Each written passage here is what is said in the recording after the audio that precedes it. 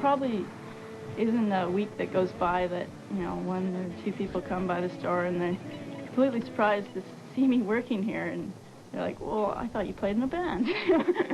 And why do you have a day job? The fact of the matter is, in Canada, there really isn't a lot of money being made when it comes to playing in a band. And in order to, you know, support all of this with recording, traveling, and day-to-day living, just like anyone else, we all do need day jobs as well, unfortunately. But fortunately, I have one that keeps me thinking about music. Good morning, Long McQuaid. There's a handful of bands that have made it and are quite comfortable and don't need to worry about day jobs, and their music has become their day jobs. But a more realistic picture of Canadian music has most band members working day jobs. I think anyone that wants to get into it needs to really consider everything and have some realistic aspirations, or focus south of the border.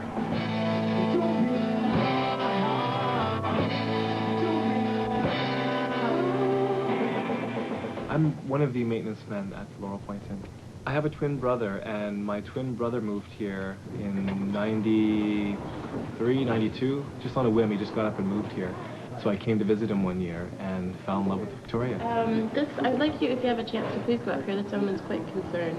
Well, the thing I like about Victoria is there seems to be quite a bit of support from the general public, the press, and there's always musicians around to play with. They seem to flock here. It ends up being somewhat competitive, but not in a harsh way. Just a sec here. Go ahead.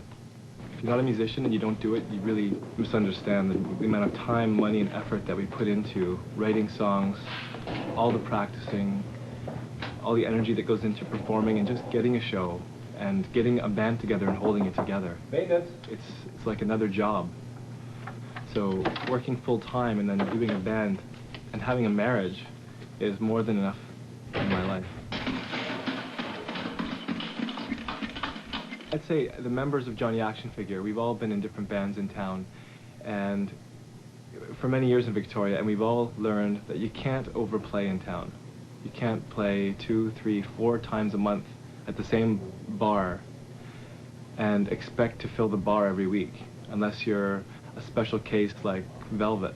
I was born in Philadelphia, and at the age of 7 I moved to LA, and the most recent thing I was working on down there was I was working with Michael Jackson, and that was during the Bad album period. In 1988 I moved to Victoria.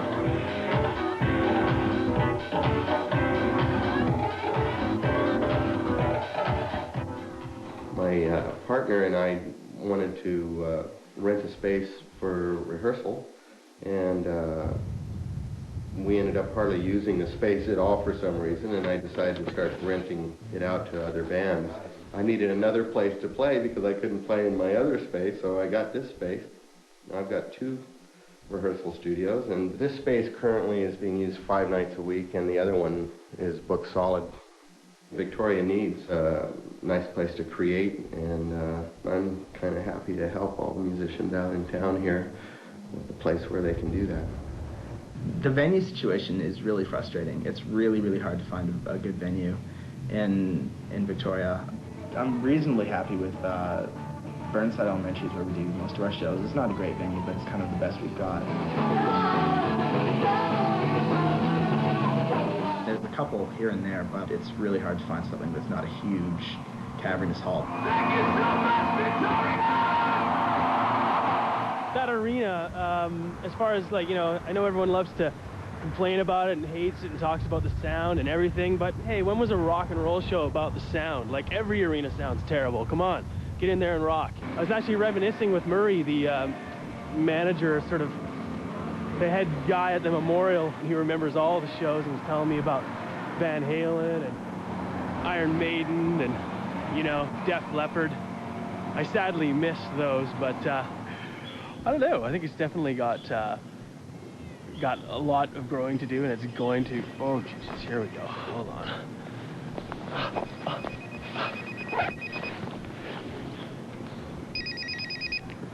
Hey.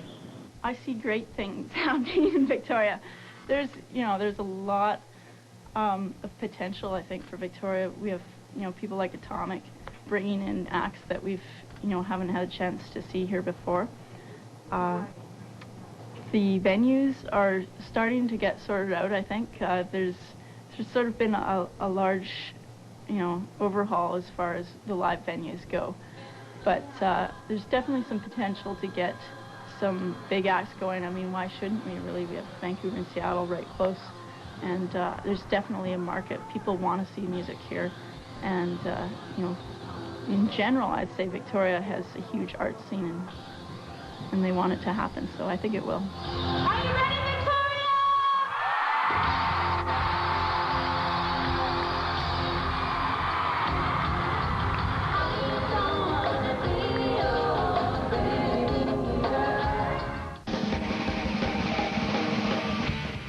Mercury Sound is in town with guests Mr. Ons from Vancouver.